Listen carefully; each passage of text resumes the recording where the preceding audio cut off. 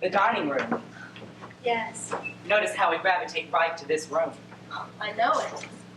Are you sure Mother doesn't want this stuff in Florida? She hardly has room for what she's got. She wants us to take turns without fighting. Well, we'll just have to draw lots then. Unless one of us wants something and one of us doesn't. Well, we have to do it today. Do you think that's enough time to divide up a whole I have to get back, Sal. We'll draw lots, then go through the rooms taking turns. Here, we use this salt spoon. Take your pick. You get the spoon, you get the dining room.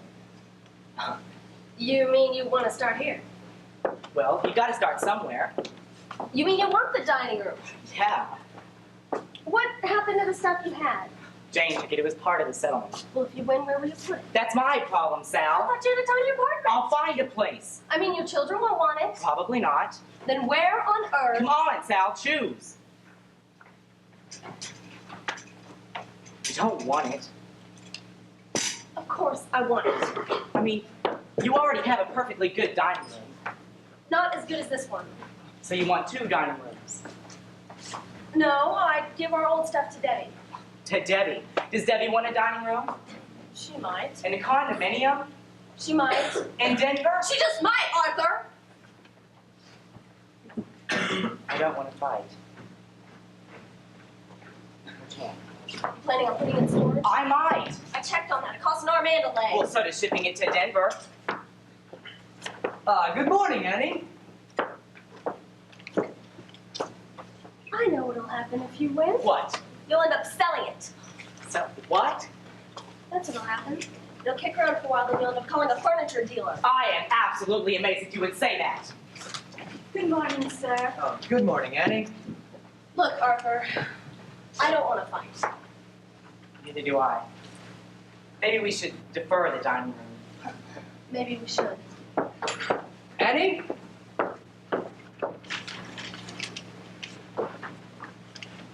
Yes, sir.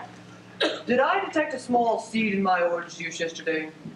I strained it, sir. Oh, yes, I'm sure you did, Annie, but still, nevertheless, I believe I found a small seed. I'll strain it twice, sir. Seeds can wreak havoc in the digestion, Annie. Yes, sir. They can take root and grow. Yes, sir. I'm sorry.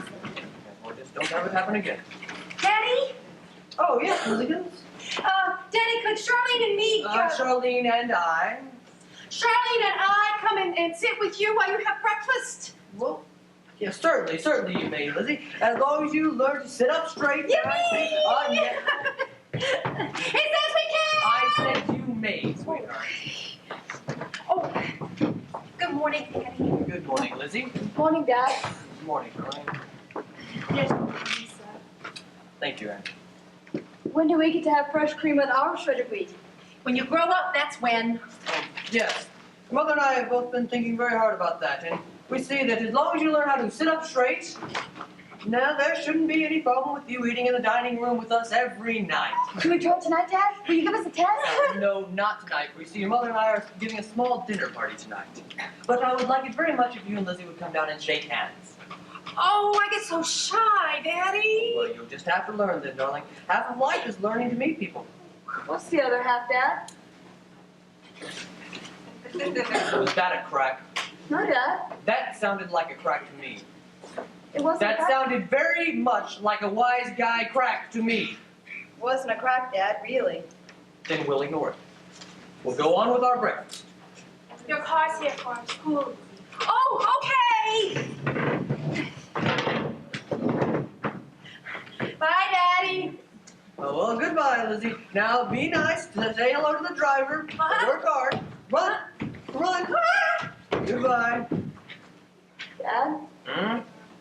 could I read the bunnies? Certainly. Certainly you may. Here we are.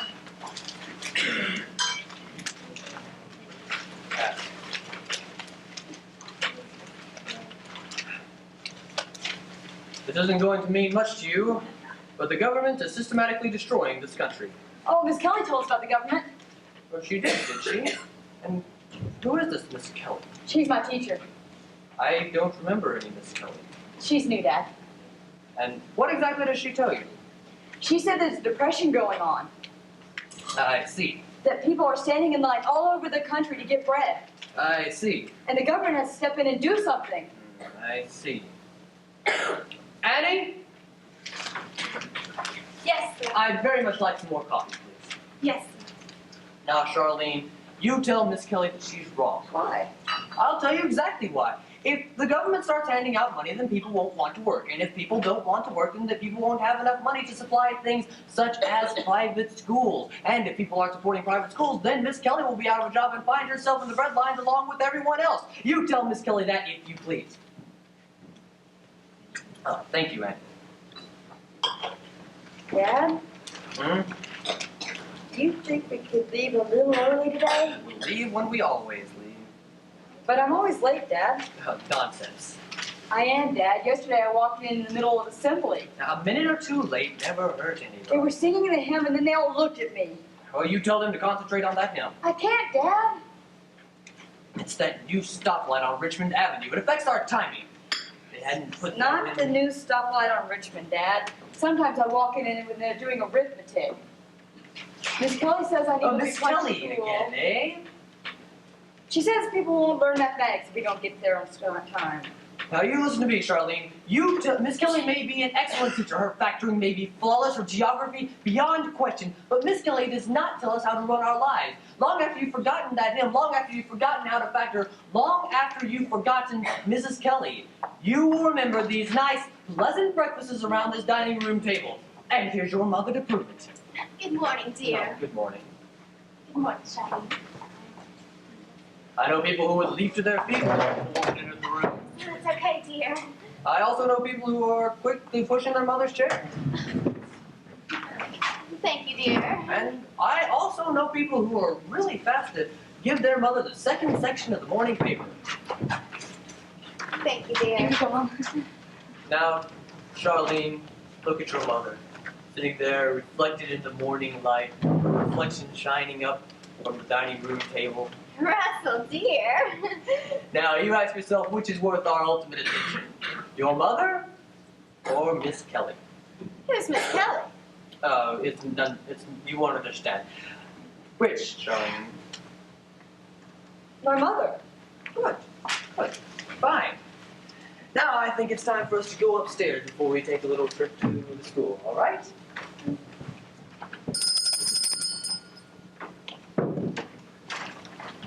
Good morning, Annie. Good morning, Mrs. I'd like you to please tell Irma in the kitchen that I'd like 2 poached eggs this morning. Yes, Mrs.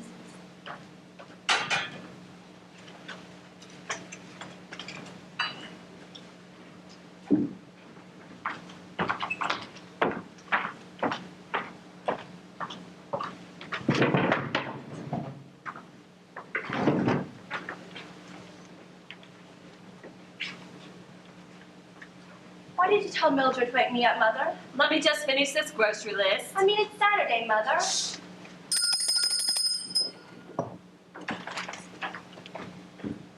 Annie? Yes, Mrs. I was wondering if something might have happened to my poached eggs. Irma's making 2 more, Mrs. 2 more? The first one slid off the plate while she was buttering the toast. Is she drinking again, No, Annie? Mrs. Tell me the truth. I don't think so, Mrs. Simple question of 2 poached eggs. Honestly, Annie, I think it's easier to do things ourselves. Yes, Mrs. There.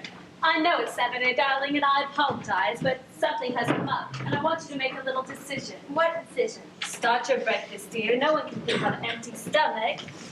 Now, guess who telephoned this morning? Who? Your Aunt Martha. Oh, I love her. So do I. But the poor thing hasn't got enough to do, so she was on the telephone this morning at the crack of dawn. And what did she want? Well, now, here's the thing. She's got an extra ticket for the theater tonight, and she wants you to join her. Sure. Now, wait until I finish, dear. I told her it was your decision, of course, but I thought you had other plans. What other plans? Now, think, darling. Isn't there something rather special going on in your life this evening? Oh, Am I right, or am I right? dancing school. Not dancing school, sweetheart. The first session of the junior assemblies, which are a big step beyond dancing school. I told Aunt Martha you would call her right back so she could drum up someone else. I thought it was my decision. It is, sweetheart. Of course. Then I'd like to see you play with Aunt Martha. Carolyn, I wonder if you're being just a little impulsive this morning. After all, you don't even know what the play is. What is it then? Well, it happens to be a very talky play called St. Joe. Oh, we read that in school. I want to go all the more. It's the road company, sweetheart. It doesn't even have Captain Cornell. I'd still like to go. To some endless play with your maiden aunt. She's my favorite person. Well, then go. If it's that important to you. I would call her right now. Carolyn, you realize, of course, that on the first junior assemblies, everyone gets acquainted? Really? Oh, heavens, yes. It starts the whole thing off on the right foot. I didn't know that. Yes, it's just like the first day of school. Once you miss, you never catch up. Oh, gosh. You see why we shouldn't make hasty decisions? Then maybe I won't go at all. What do you mean? Maybe I'll skip all the junior assemblies. Oh, Carolyn. I don't like dancing school anyway. That's nonsense. It's true. I'm bigger than half the boys, and I never know what to say, and I'm a terrible dancer. Last year I spent half the time in the ladies' room. Don't be silly. It's true. I hate dancing school. I don't know why I have to go. St. Joan wouldn't go to dancing school in a million years. Yes, and look what happened to St. Joan. I don't care. I've made up my mind. Well, your Aunt Martha seems to have caused a little trouble around here this morning. Maybe. Your Aunt Martha seems to have opened up a whole can of worms. I'm glad she did.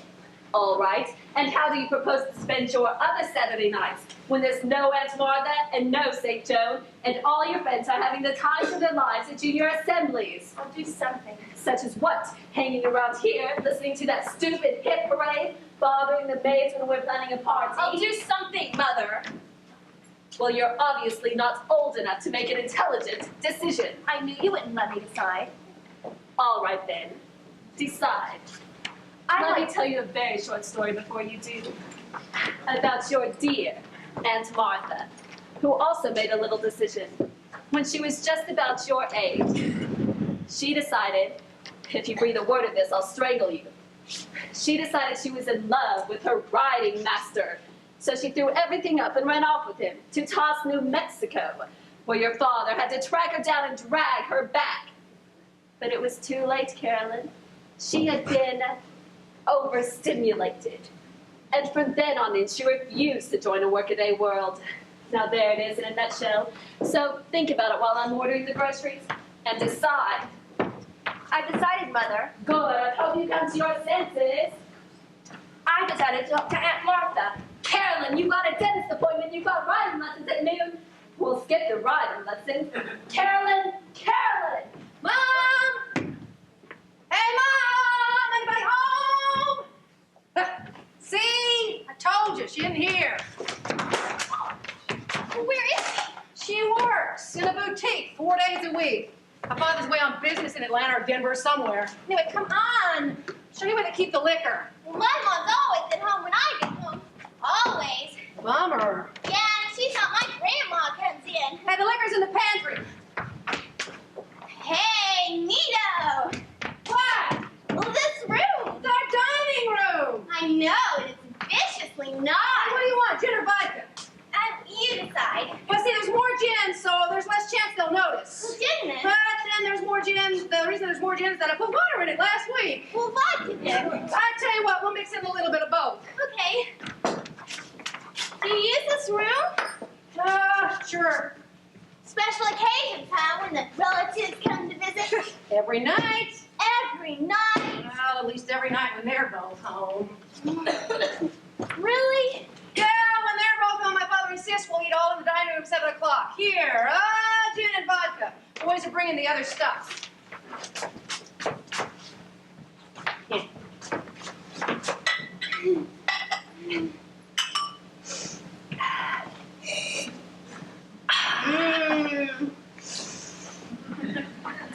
Do you like eating in here? Oh, sure, you bet. We have to lug things out and lug things back, and nobody can begin until everything's cold, and we're supposed to carry on a decent conversation. Everybody has to finish before anybody can get up, and it sucks. You really want to know, it sucks watch TV while you eat? Well, yeah, we used to watch local news and weather. Well, that's something. At least you don't have to talk. Oh, we can't anymore. My mom runs out in a family circle that it was bad to watch TV at meals, so now we just turn on the radio and we listen to semi-classical music. My parents said they tried eating in the kitchen when I went to boarding school, but when I got kicked out, they moved it back in here. It's supposed to give me some sort of sense of stability. Well, does it? Hell no, just makes me nervous. They take the phone off the hook so no one can call, and my brother gets itchy about his homework. And when my sister had anorexia, she still had to sit here and watch. And my parents spent most of the meal arguing. The whole thing bites, Helen. Really bites. Hey, you want another one? No, thanks. I do. Hey, call the boys and tell them it's all clear. Hey. Sarah? What? When the boys come over, can we have our drinks in here? In the dining room? Well, yeah, I mean, sure. Wouldn't it be cool sitting around this large dining room with Eddie and Dwayne drinking vodka and gin? No way! Absolutely no way. In here? Uh-huh. I get all uptight in here. Oh. Come on, we'll call them. Having boys in the dining room? You really are a wimp sometimes, Helen. Oh. Hey. Oh, I thought you'd gone. Oh, I forgot my briefcase. What's going on? I have to get this term paper done. In here? Where else? You're gonna type in here at that table? Why not? You're gonna sit there banging a typewriter on my family's dining room table? Why not? Because it wasn't designed for it, that's why. How? Next thing you know, it being the dog of the china. It's got rubber pads under it. I checked. I'll get something else if you want.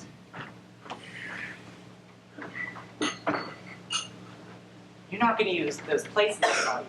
I thought I would, yes. Those are good placemats, Ellie.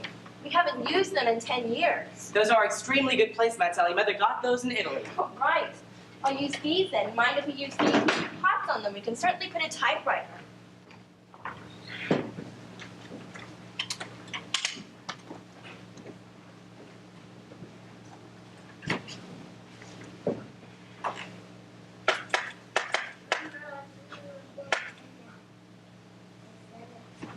Don't you have a plane to catch? It's kind of hard to work when your husband is hovering over you like a helicopter. Well, it's kind of hard to leave it if your wife is systematically mutilating the dining room table. I'll be careful, Howard. I swear. Now, goodbye.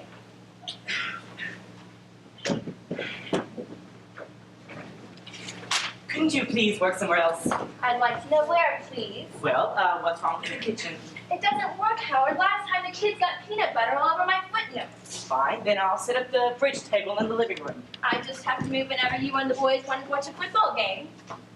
So you're gonna leave all that stuff all over the dining room? I thought I would, yes.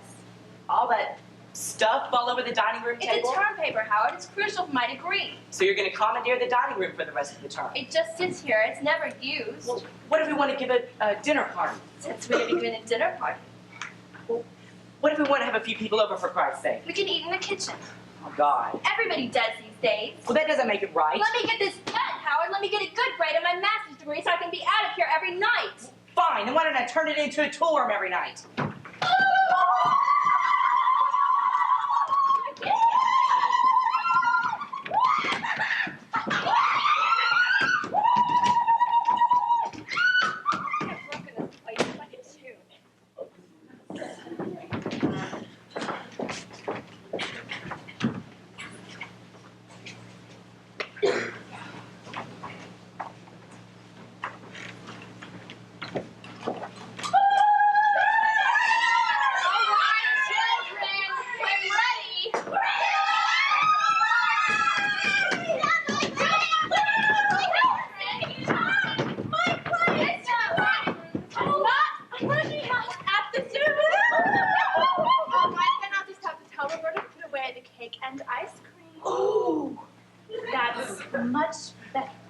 Now I want everyone to leave the table and go into the hall and come back right away.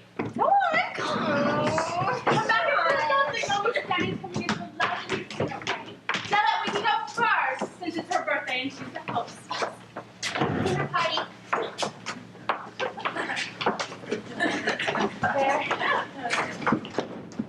There.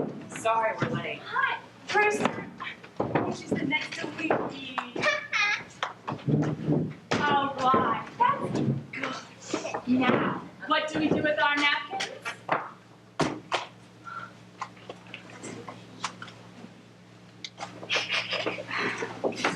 That's right. We unfold them and tuck them neatly in our chin. And then we put on our party hats. Ooh! Yay! Cute boys with their hats in the house. Yes, I can. Special occasion. Special occasions, some of the rules can change, only some.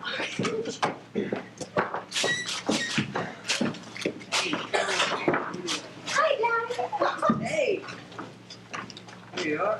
Hold on to those. Oh, Hey, Peggy. hi. What brings you here? I had to pick up the kid. I thought you. Well, she asked me to. You're kind of early. You haven't even had our She cake. asked me to be here early. I can't get my blower to work.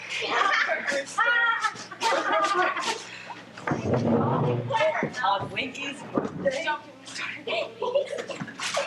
You must have known he'd be playing golf. Judy knows everything. She knows about us, at least. Can we have ice cream now, please? In a minute, dear. About us. How? She said she could tell by the way we behave. Hey, where? Bromwell's dinner party. We hardly spoke to each other. That's how she could tell. Ice cream. They were ice Oh, she says she'll fight it. It's too Ice late. cream. We haven't done ice cream.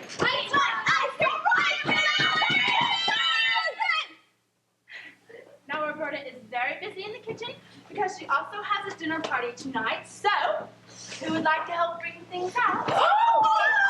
All right, you can get the ice cream and you get the cake. Walk, don't run, and be careful. Now, when they walk through that door, what will we do? Sing a song? Good! Very good. Watch that door. What do we do? She says she's thinking of telling her father. Her father. Well, he'd fire me immediately. So what if he did? I'd be out of a job, Peggy. You could get another. Where? Doing what? Happy birthday to you! Happy birthday to you! Happy birthday, dear Winky! Happy birthday to you! And many more. Ooh, ooh, oh, yay! No, before you blow out the candles, you have to make a wish. And Mommy has to make a wish. See, she's putting her wedding ring on one of the candles. All right, both close our eyes and blow. I wish I could never tell a wish. If you do, it won't come true. All right then. Yay! What'd you wish for? Won't tell. Do you think it'll come true? No. She'd make it so messy. So would Frank. I thought Frank wouldn't care. I care if it was messy. We could move away, Go where? wherever I could find a job. I have an uncle in Syracuse. Is it nice, Syracuse? I was on some lake somewhere, I think. Syracuse. At least we'd be free. Winky, wipe your mouth, please. And would you please give everyone a piece of cake? And you can hand out the ice cream. I mean, I grew up here. So did I. This is where I live. Who does? Just to pick up steak like that. I know. I guess we'll just have to behave ourselves. Be good little children. Oh, I can't stand it. And if we're seated next to each other, we'll just have to make a conscious effort. Everybody's finished, Mommy! Thank you, sweetheart. Oh, and here's your ring on the cake. Thank you. I almost forgot. So, time to go then? I've planned some games. You'd like me to stay? It would help. I'll stay. Into the living room, children, for some games. Of all kinds of games. Blind man's left in the town on the I'll get them started, all right? Thank you. I need to see your brother. I guess I'll be the donkey. I'll be Come on, Mommy! We're waiting. Coming, dear.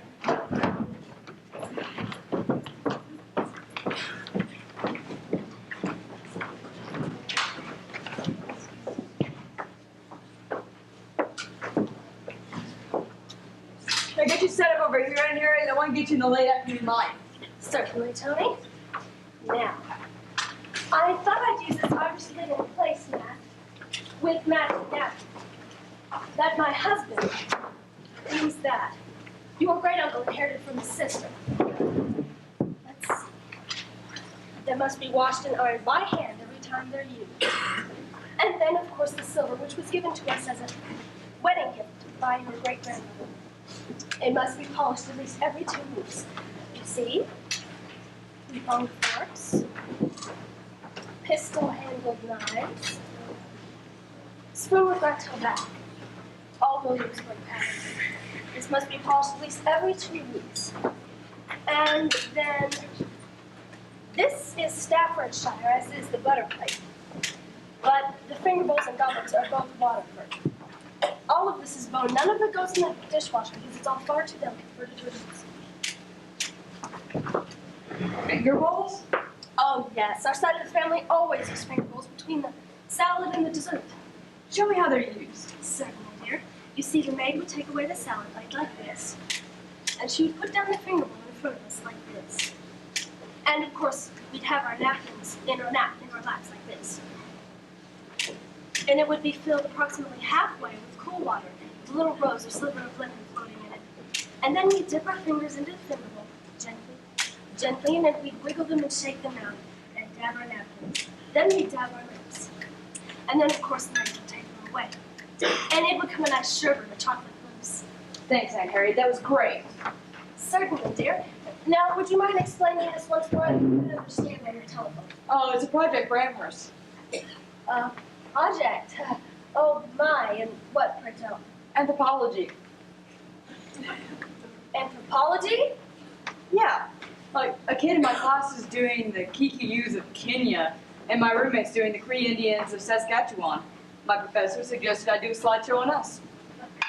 Us. The wasps of Northern America. I see. Yeah, you can tell a lot about a country by the way it eats, you know? Such as what? Well, look at the finger bowls. This shows an excessive compulsion with cleanliness, which reflects the guilt from the last stages of capitalism. And the unnecessary accumulation of glass and china and the compulsion to display it. And the subtle aggression shown in the pistol-handed knife. I think I'll ask you to leave now, Tony. Harriet, I was going to ask you to stay for a cocktail, but now I won't. please, Aunt Harriet, come on. Out, right now, before I telephone long distance to your mother. Banishing culture, my eye. I forbid you to mention my name in the classroom or show one glimpse of my personal policy. And you can tell that professor of yours that I've got a good mind to drive up to Amherst with that pistol-handled knife on the seat beside me that causes the anthropological ball, Harriet!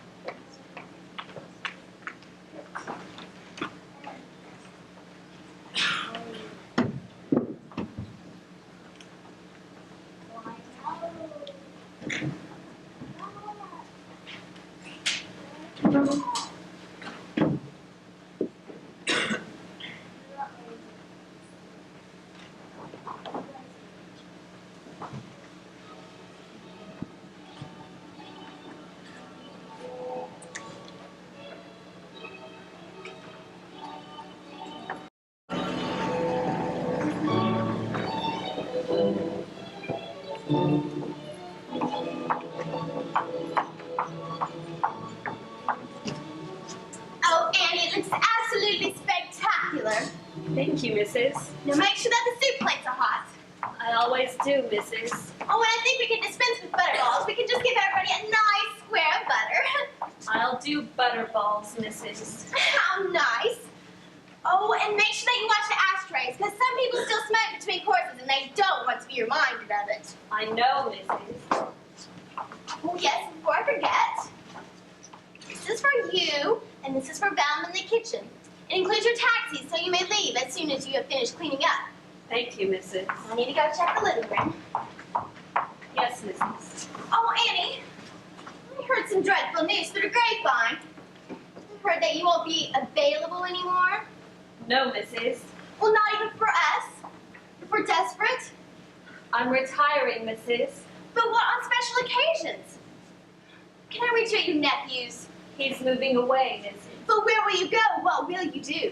I have a sister in Milwaukee. But I'll be lost without you.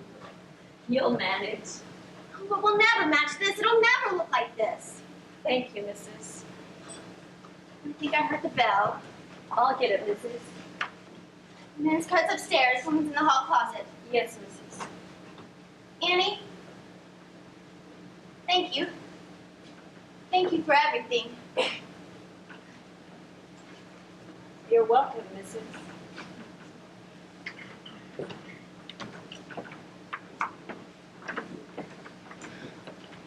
Lately, I've been having this reoccurring dream that we were doing this most lovely dinner party. We had our old dining room back, and my grandmother's silver, or it was stolen, and Charlie's mother's blue dinner plates, or they were dropped by the movers. And we even had our little finger bowls. We knew where they were. We invite all our favorite people, not just our old friends, but everybody that we've ever known and liked. Oh, we'd invite the man that fixes the Toyota, that intelligent couple that bought the Peyton house, the new teller at the bank, the receptionist at the doctor's office. Oh, and all our children would come back from wherever they are. We'd have hot hors d'oeuvres and 2 cocktails, a first-rate cook in the kitchen, and 2 maids to serve. Oh, and everyone would get along famously. Tell my husband this dream. You know what he says? He says, honey, do you know what it would cost for a party like that? Do you know how much you'd have to pay for a party like that? Well, I know all that. I know all that stuff, but sometimes I just think it might be worth it.